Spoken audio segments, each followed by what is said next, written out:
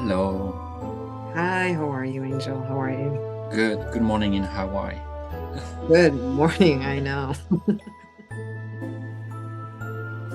So today, what are we going to talk about?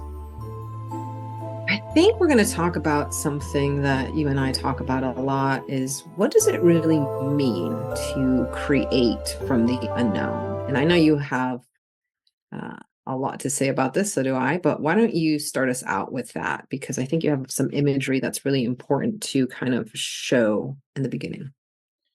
Yes, from the perspective of the Andean cosmology and most cosmologies that I've been in touch with, the act of creation comes from a womb, and a Mm, womb is it's a dark place. It's not a place you see. It's not you can see the belly, you don't see the womb. So what they're telling us is that the process of creation happened unseen first. And that's where it mhm, really starts. In the same way you can take a seed and plant it in the soil, the seed needs to be buried in the dark. It needs to be unseen, right? On the other side of that, you have the Western way. Uh, when we want to create, we do a vision board, we do a brainstorm, what a strong word, right? Let's do a yeah. brainstorm. And in that cosmology, the brain, the mind is the wind, it's the sky, it's up there, it's not down there. It's radical opposite, in fact, of the force of the earth, of creation, of this belly. It's the other side. And it's very hard as westernized people or Western people to truly believe, meaning feeling it in the depth of our bones and our bodies, that creation happened when we don't do, that we when we don't see, when we don't hear, when we slow down, when it's dark, when there's literally nothing yet, or apparently Mhm, nothing yet, nothing visible mhm, yet. mhm. And that's probably one of the most difficult aspects of learning for most of my students and for myself very often too, is like we rush into doing, forgetting the being state has to come first. Yeah. This thought that is coming out of nowhere, this underworld, nowhere is Ukupacha. That's that place I was talking about at the beginning. So yes, that's just to put the foundation. But what do you want to say about that topic? Yeah, I think this is beautiful because it brings up a few things. The Western world teaches you that creation is copying, right? I copy something or what is out there already. And so many times people don't even know what's in their field. Well, I didn't know I copied you. I saw that 5 months ago. That's a long time ago. Or I had that experience, and they don't even understand how they're being influenced. And so a lot of what the Western world does, whether it comes from, true marketing to whatever, is what is out there, what are the desires, what is the answer to fill that desire, which could even be a human desire I want to create. The Western world doesn't really teach you how to create. Indigenous practices is a state of not knowing, right? It's understanding that to be in that void, you're not going into the void to solve an answer, solve a problem, right? You're not going, oh, I'm going to go into the void so I can solve the problem of world hunger, or I can solve the problem of the next course that I'm going to create, right? You're going into a, a primal state where you connect to the energy of receiving, of not having the answer, of not knowing, and to get you back to that place where you're dependent upon the universe. Because if you're creating from a sense of, oh, I am creating, you're already out of balance, right? You have to go back to understanding, the number one creator on this planet is this planet. Everything from there are our interpretations of creation and our interpretations of how to put things together.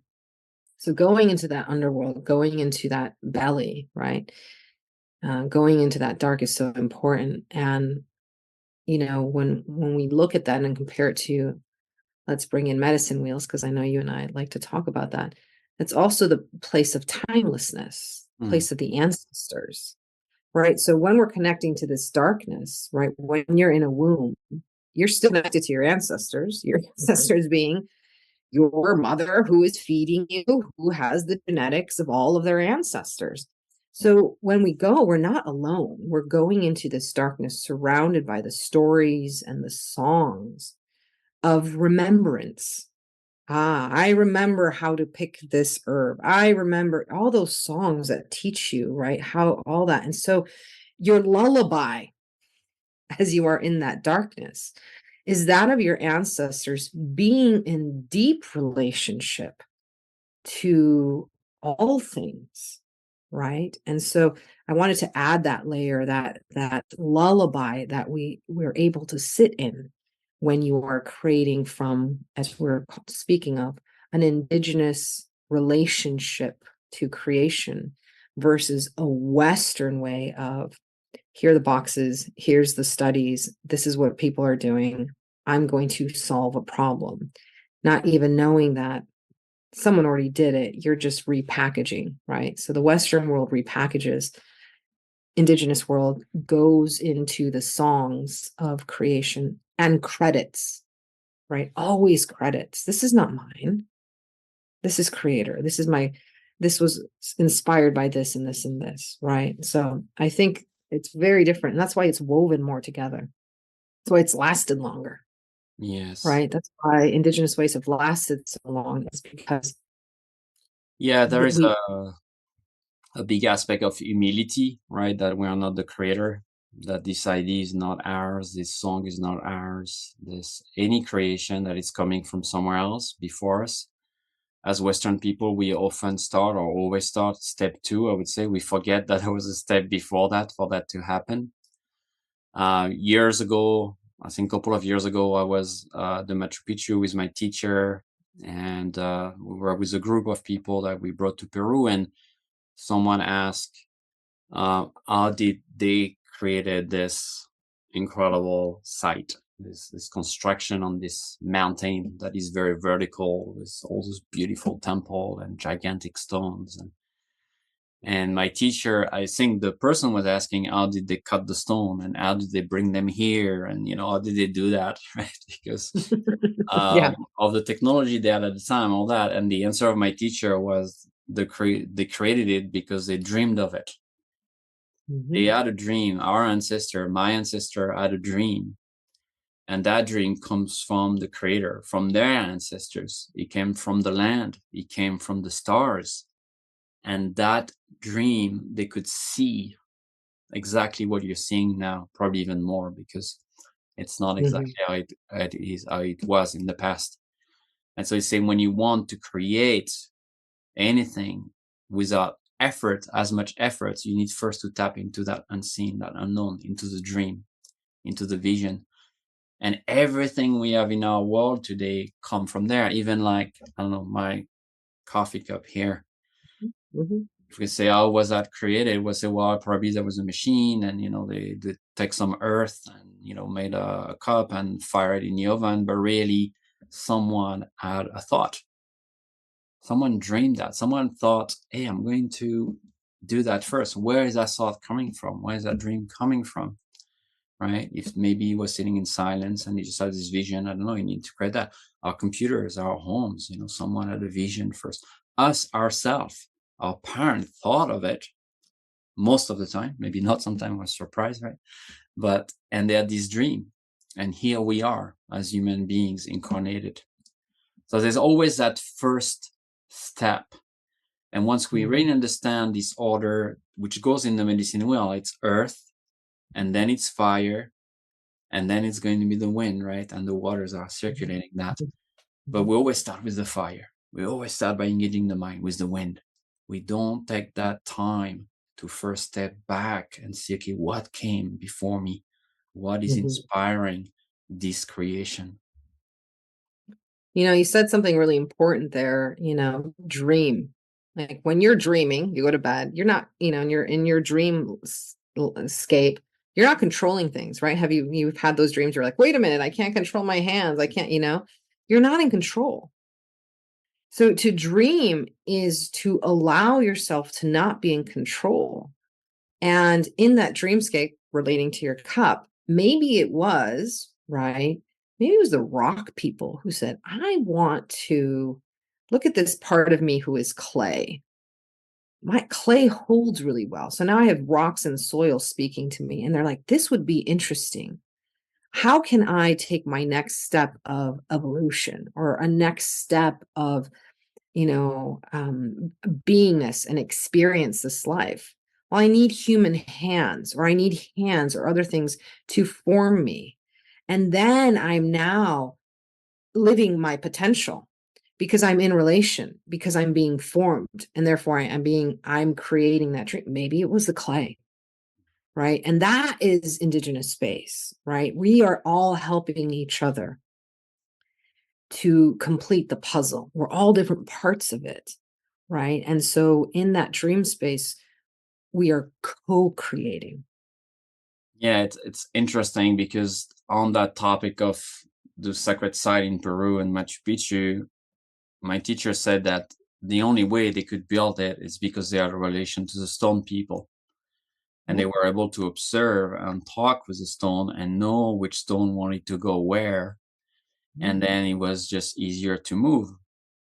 And take the example, I don't know if any of you have ever tried to move a body. I mean, I'm not talking a dead body, but let's say someone that's not helping you, that's just laying there, and try to move that person around. That body is very heavy. Now try to move that body with the person alert and willing to move, to go where it wants to go. It's going to be much easier. And we have hard time to understand that when it comes to big stones, when it comes to the rest of nature. But there is a relationship. There is cooperation.